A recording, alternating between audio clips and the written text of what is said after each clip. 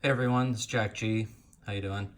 I wanted to do a quick video on this knife that I picked up for a really good price. It's the Kershaw Cryo 2 with the black wash, about 3.25 inch blade. It's the model number is the here I'll put it up here. It's the, hopefully that'll get in focus. It's the 1556BW. I picked this up on Amazon for a really good price. It's the first Kershaw that I've actually picked up. I actually didn't buy it for myself. I bought it for a really good family friend, Uncle Bob. He gave me this knife of his that he loves and has had for a while. He knows that I'm kind of into knives, and he gave it to me because he wanted me to see if I could fix this pocket clip that's kind of lost its spring here. And so I took a look at this. Unfortunately, the screws, this one is a little stripped already before I got to it.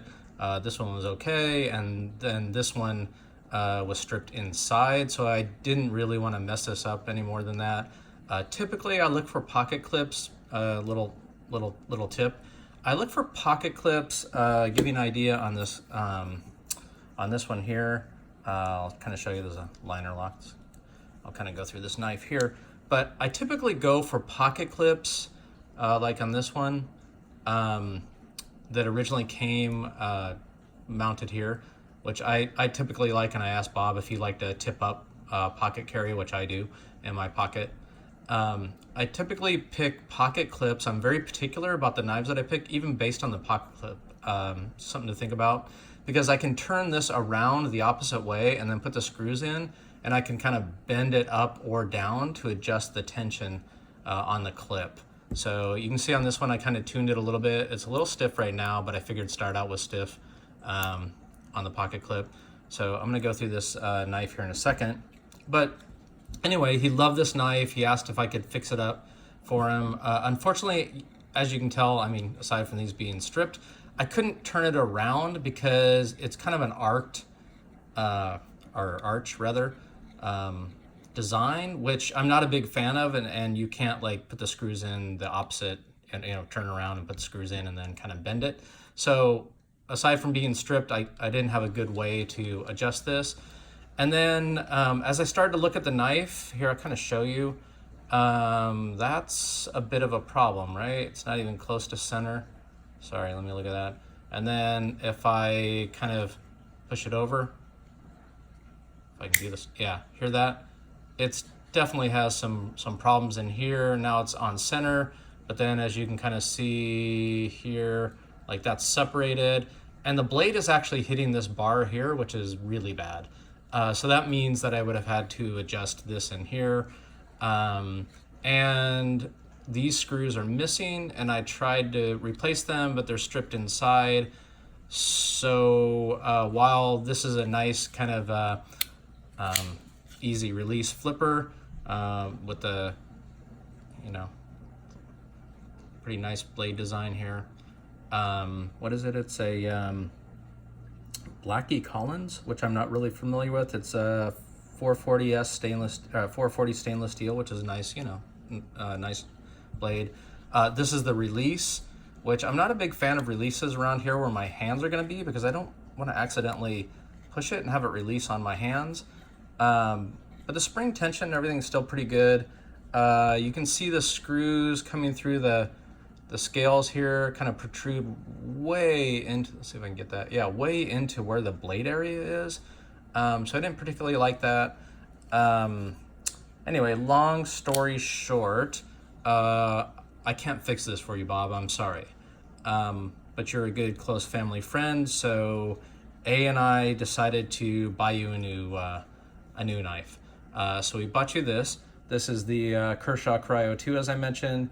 It's stainless steel blade, 440 stainless steel handle, or sorry, 410 stainless steel handle. It's a little slick, but not bad at all in hand.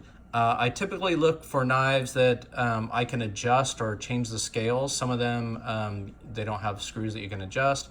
This is the first blade that I actually purchased that is a flipper. I don't know if you can see this right here. And so what you do is you kind of pull back on this, and I kind of is little, and then boom, it releases, which is super cool. I'm kind of liking this. Mostly I go with the thumb studs or the Spyderco, as you know, the Spyderco Spidey hole here, which is for a quick release. So this is the first time I've actually had what they call a flipper. I kind of like it because then it comes down here and kind of protects your finger from the blade, and then it won't come down on you because your finger's here as well. This one is a frame lock, so you can see part of the frame becomes the locking mechanism. I mean, this might be like fundamental to a lot of you, but if you can see here, it comes over really far over and kind of locking out the blade, which is nice.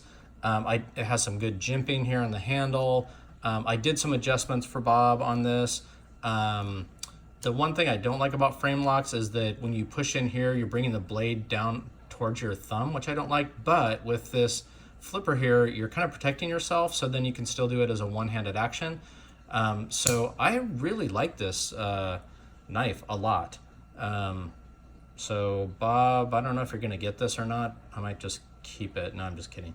I'm sure we'll give it to you. Anyway, so I switched the pocket clip because he likes it tip up pocket carry. One thing I would like to say to everybody, including Bob in particular, is that I'm so used to using the thumb stud that I actually, tend to try to flick it, like with my, let's see here, my pocket. I have, here you go. I have my Benchmade that you guys have seen before. I tend to flick it a lot, flick it with the thumb studs because that's what I'm used to in a Benchmade. And I naturally try to do that with this one, and I pretty much sliced my thumb pretty good. I didn't break the skin, fortunately, because this blade is sharp, right out of the box, by the way. Because I tried to flick it, but it's really one of those that you want to open, kind of gradually, not kind of flick it, because you do get tension here with the frame lock. I did adjust this for Bob and added some oil, so I've kind of tuned it a little bit, so that's why I was pretty clean out of there. But anyway, long story short, what I would say is that for this knife in particular, I would not use the thumb studs, and I'm kind of sorry to put them on there because you tend to want to use them. But with the flicker, boom, it's just a great action. Anyway, so this is the Kershaw. I love the blade. It's a beautiful, see if I can give you here, compared to the Benchmade, satin finish versus the dark, which I know he would like. He likes to be a little low profile, not much reflection with the light. See the big difference. Nice size blade, beautiful looking blade, good jimping up here so you can get up on it. I know he'll like that. It is it's a little bit heavy of a knife. It's a 5.5 ounce knife, but it feels great in the hand. I mean, just great. You can get right up on it, and you get this block here. I think he's gonna love this blade, this knife. So anyway, I just wanted to do a quick review. I love the flipper here. I'm gonna have to get one of these, or get one with a flipper here. It's my first time with the frame lock. I'm getting used to that. Honestly, I'm used to like the access lock. There's a bit of a tension here coming down as well. The other thing that is super cool that I really, hopefully I can get that on camera. Excuse me, I don't know if that'll focus, but this is a Hinderer design. This particular Kershaw, and Hinderer is like an amazing designer. I mean, you can kind of look at that, like this is really beautiful. I like that you can adjust the tension on the lock bar, which I did. I like that the pocket clip doesn't rest completely on the frame lock, so it's not pushing inside against this. So it really has a good smooth, especially now that I've adjusted a little bit. Like, check this out. Once it gets past here, boom, just kind of flicks open. I really like this knife. It's pretty sweet. Let's do a quick comparison just for size, because we have to with the Paramilitary 2. So you can see it's a good size knife, right? It's as big as the PM2, which is a long handle, long knife. And just as another comparison. We can do it to the Benchmade, the Benchmade Bug Out, which is a little bit smaller knife, clearly designed to be. By the way, I don't know if you noticed this, just real quick. This knife that I did a review on before from Knives Plus, where I added the AWT, Advanced Weapons Technology aluminum scales. Sorry, it's not about this review, but you can see that they sent me, which I wasn't too happy about originally, these blue titanium screws. They sent me a new batch, and man, do those really pop.